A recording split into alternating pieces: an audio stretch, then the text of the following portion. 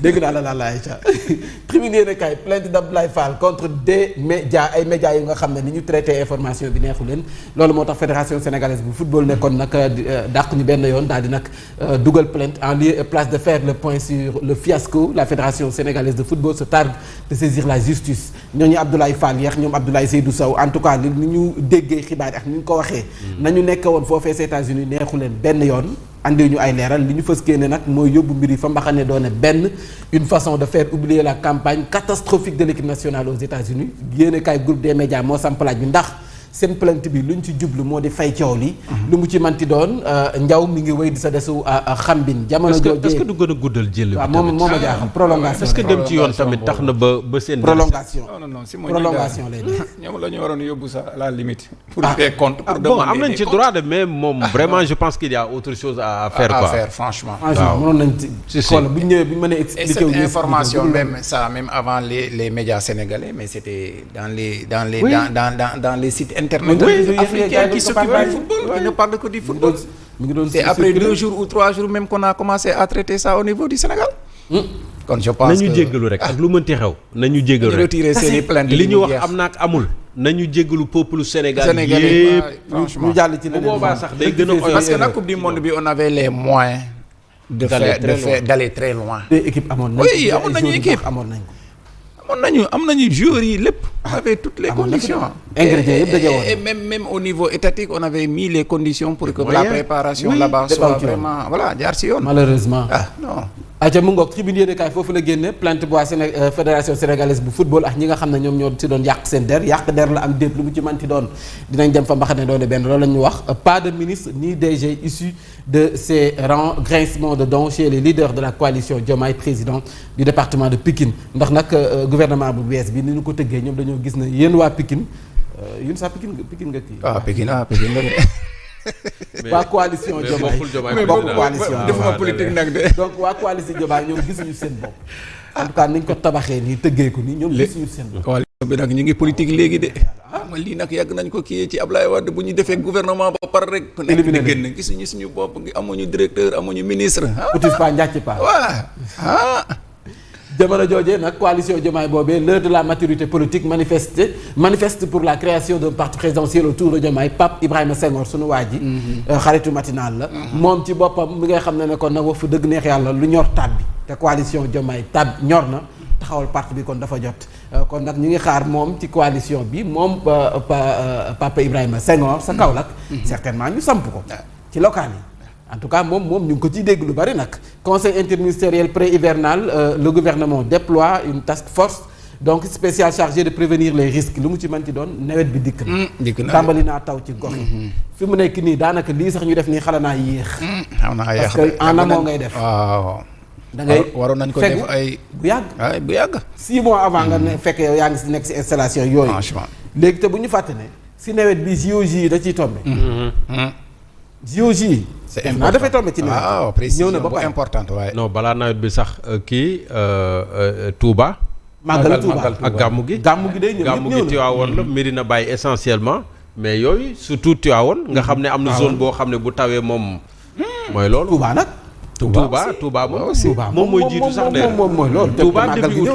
début août weeru août bi dans un mois le directeur de l'ONAS la demoon na Touba di kaas si dem na fa il y a un canal boo xam ne 8 kilomètres la les travaux ñu ngi ci 4 kilomètres un peu moins de 4 kilomètres ce qui fait que ils sont juste à 50% de travaux réalisés Touba début août la c'est dans un mois war nañu baral liggéey le 2 août ñëw na màggal gi ñëw na gaaw ci liggéey bi quoi mu ngoo kon nag fegu moo gën faju ñu ngi nekk ci fegu gi en raison de la vétusté de l'outil industriel plus de 300 000 tonnes de graines d'arachide risquent donc de pourrir dans les usines gerte gi nga xam ne ñu ngi koy stocké soo moytuwul nag dana yàqu le front syndical pour la défense du travail décrète une grève générale de 24 heures le 10 juillet kon nag front syndical bi en évolution ña nga ca ñaxtuma ba léegi front syndical pour la défense donc du travail nee nañ na nooy Direct News nee na face aux 306 maires Diomaye annonce la création de son parti kon leer na président Bassirou Diomaye Faye dafay am parti politique ba mu def ne réforme bu bees bi da doon day tere loolu waaw comme promulgué guñ ko donc waaw ñu xaar tuuti on verra quoi nekk président nekk chef de parti waaw boobu de bokk na ci réforme bu bees bi. donc bu fekkee jàll na. promulgué nañ ko moom parti bi moom da koy dégg nii rek à distance. à distance waaw. mais comme moom moo bëgg créer parti mënees nañu njort ni. est-ce que dinañ ko promulgué. On verra parce qu'il annonce même là un référendum. loolu yëpp am na. te kenn jàppagul date. jàppaguñu date d'abord waaw. kon moom cëggaligu yom. pour le moment c'est son droit le plus absolu de créer voilà. yéen kaay bi Direct News ne parti bi mu bëgg taxawal dafa firnde ne kon compagnonnage bi si diggante Diomaye ak Ousmane Sonko ku nekk jël na yoonu boppam. yéen kaay bi daal na ci dig fabrication clandestine de pain Tapalapa le départ de Idrissa Ndiaye chef de brigade régionale bu service d'hygiène nee nañu nag na leen abal yéen kaay bi foofu la daal di dikk l'informé le FMI salue nos efforts de gestion des finances publiques kon xel mën naa daal ne kon njortees nañu ni financement du yàgg dara kon dina jóge ci FMI ñëw ci Sénégal comme te coowal det kese amatu fii mu nekk ni loolu épongé wala du ma wax ne effacé nañ ko mais en tout cas dépassé nañ ko fi mu nekk ni nag FMI wax fa dëgg amatul dara lu nga xam ne war naa mën a nekk réeroo suñu diggante waxi diplomatie dong la waaw baadu diplomatie moom lu ma sa wax déet moom nay xool nu mu koy arrondiré rek nu mu rafetee rek. FMI fan yële ñu dégg ne dañoo bëgg ñu audité waat beneen audit loolu ma jaaxal ndax wax yi mujjee ci dette cachée bi ba ma doon wax j'avais pas tous les leviers te waxi politique laa doon wax parfois doo xam à quelle information c'est fié parce que da ngay dégg li jékki-jékki déggaat en tout cas ñoom nee nañu fi rafetlu nañu effort yi nga xam ne nguurug Sénégal mu ngi koy def ngir mën a gérer finance publique am du rêve américain au grand déballage et aux grandes manœuvres fédération sénégalaise bu football ñoom ci boppam en tout cas plainte la ñu mujjee les producteurs demandent à l'État d'apurer ses dettes campagne agricole jëm ci wàllum ak gerte gi assainissement la mairie de Podor engage le curage du réseau d'évacuation des eaux yéene kaay bi daat na ci dikk bu baax a baax en tout cas Walf Quotidien nee na liy xeeñ ci Abass Fall neexul benn yoon liy xeeñ ci Abass Fall neexul benn yoon crise au sommet de l'État Abass Fall dans le viseur du pouvoir ndax nag dafa am lu làqu ci ginnaaw Abass Fall lan lay mën a risquer lu mu ci manti doon Walf Quotidien mu ngi koy dànqaafu nee na Abass Fall dans le viseur du pouvoir des centrales syndicales en grève le 10 juillet non respect du pacte de stabilité sociale la ñu waxtaanee woon ngir ñoom seen ñaxtu yi ñu teg ko ci suuf ñu ci ak saafara ne nañ respecté wuñu ko looloo tax ñu ne le 10 juillet bi dinañ sóobu ci li nga xam ne moom moo di ab grève interdiction de Kankourang et Diambadong sa Ziguinchor quand la régulation sape la pratique ancestrale parce que li ci seen cosaan la. ah seen cosaan la. waaye nag violence bi ñu ciy gis. waaw mais violence bi tamit violence bi tamit. mooy li am ci nawetaan da ngay gis ni football di ñu di ci toj ay këri jàmbu di ci reyante. waaw di yàq ay préfet jël dogal ne kenn ci nawetaan di gaañ ay nit di sàcc ay portable loolu moom vraiment. bu ñu bëggee itam mu continuer il faut ñoom ñi nga xam ne ñoo nekk ci affaire yi. gérer ko. bu fekkee dina yomb parce que affaire Kankourang affaire Diambadong moom. ambiance la ñëpp dañuy génn ñu. te puis dafa war a nekk loo xam ne sax dafay dooleel tourisme bi. parce que bu am mbuur ñëppay dem. loolu dafay développer gox ba. donc il faut ñu gën ko xoolaat gën ko gérer daal su ko defee nag ku nekk gis ci sa bopp lu mu ci manti doon libération daal dinay ñëw ci cambriolage spectaculaire ba amoon sa Ndiassane ak Louga gis nañ vidéo yi muy circuler benn point boo nga xam ne transfert d'argent la ñu dugg fa le véhicule des assaillants donc utilisé à Ndiassane à Touba le conducteur qui tentait de le vendre arrêté sunu takk der yi ñu ngi ciy def liggéey bu am solo wàllum ñi nga xam ne ñooy def ñooy cambrioleur gis nga ni ñu koy doxee léegi gars yi dañuy mel ni li ñuy ñëw dugg sa kër jël ko ñoo la ko dénkoon wallaahi dañuy mel ñoo la ko dénkoon dañuy yóbbu ñu koy defee dafa doy waar le pari de la massification noonu la ko tuddee enquête yéene kaay coalition Diomaye président le pari de la massification derrière la réforme territoriale se joue une course à l'implantation politique de la coalition président Diomaye kon nag ñu ngi ci liggéey bu mag sëkk ñoom waa coalition Diomaye ngir def massification bi ci seen parti bi dañu dëgmal ay local la chambre des élus de l'APR étale ses inquiétudes ndax nag dañu gis ne maire yi nga xam ne ñoo nekk ci APR dañoo jàpp ne bëri na ci ay programme yi nga xam ne da daan dimbali gox goxaan yi lu ci mel ni kon PUDC Puma Promoville PACASEN le FERA te jot nañu kon ak nguur gi sawaruñ ci ndax dañu koy dindi am déet lu mu ci manti doon ñoom ci boppam ñu ngi ciy tiit ci yenn programme yooyu nga xam ne bokkoon na ci li nga xam ne daf leen daan jàppale Abdourahmane Diouf par Nayler kan moo ko saisir mooy waa Nayler Babacar Mbaye Ngaraaf nee nañ ko nag wax fa dëgg monsieur le ministre pertinence geex sañse beex mën a tontu beex xam nga man nag Abdourahmane Diouf na leeral Azer Abdourahmane Diouf xaas dañu nëbb boppam ñun waa Tëngéej tontu rek lay def ndekete mais Babacar Mbaye Ngaraaf nay leer nee na ak lu mu ci manti doon dossier na Azer bi na leer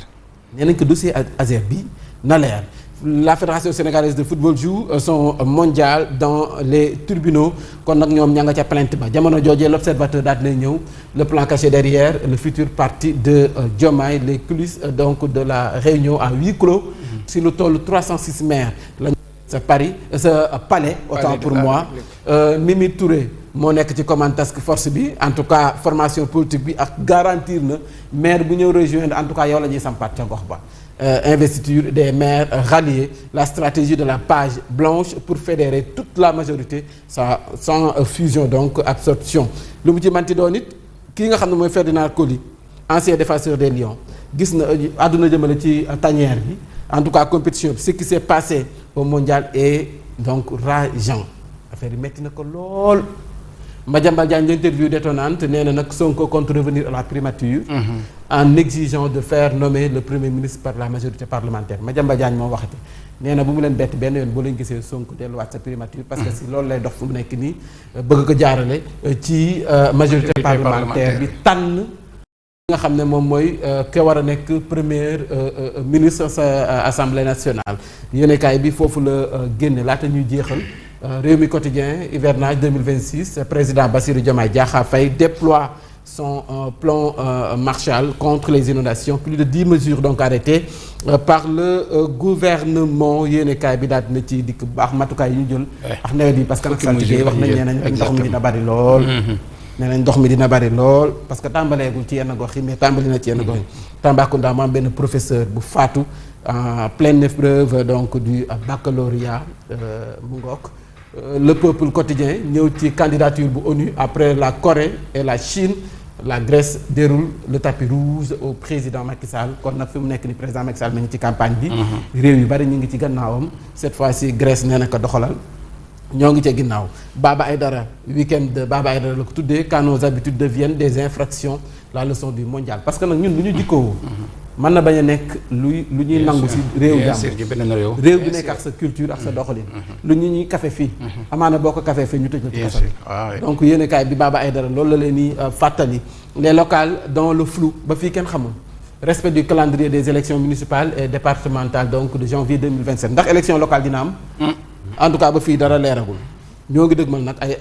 en tout cas 2027 daanaka léegi mu jeex la fait de jour les prolongations le quotidien yéenekaay foofu la génne Abdoulaye Seydou Sow nekk nii ak ki nga xam ne mooy Abdoulaye Fall ñoom ci boppam porter plainte la ñu woote ngir diffamation le front syndical ne ramollit pas en tout cas respecté wu ñu pacte de stabilité sociale bi lañ si dëkk ñoom looloo sabab ñu ne dinañu grève le 10 juillet réforme constitutionnelle situation de l'Assemblée le FDR solde ses comptes avec Sonko muy opposition bi noonu la ñu taxawee la société civile doit rester debout et assumer son rôle avec courage loolu ku ko wax moo di Antigone bu ci en relief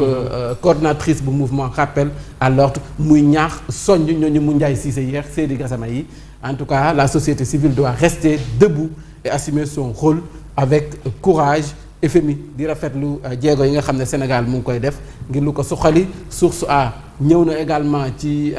élimination bu Sénégal mondial fédération sénégalaise bi nga xam ne ñu ngi jouer prolongation yi ak nag li ñu bëgg a yóbbu mbir yi ci yoon lof nag mu ngay dànxaafu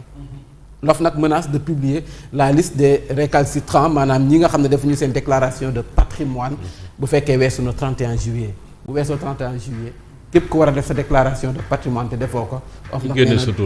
dina la reeteet dina la wane dana la joxoñ baaraam la yéenekaay nee na ce sera un parti qui va voler dès sa naissance bon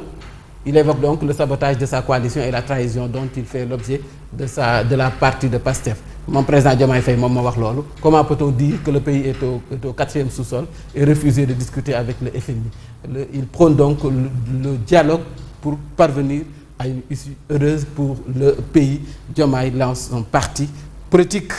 jëm ci rupture bi nga xam ne kon nee nañu consommé nañ ko ci diggante waa PASTEF ak président Bassirou Diomaye ana Odia Odia nag xamu fu mu génne tey ji mi ngi nii de lii la andi tey ji pour accéder à mes données c'est pas donné mu ngoog trop fort ces ordi xanaa temps yi moom mooy hacker yi ñuy def il est blindé contre le vol de documents mooy gars yi ni ñuy duggee suñu réseau yi temps yi loolu il faut ñu bàyyi ci xel bu baax ayca samedi la kon nag nuyu nañ ñëpp jaajëfal leen di leen jox dig daje ba altine incha allah bu soobee sunu borom.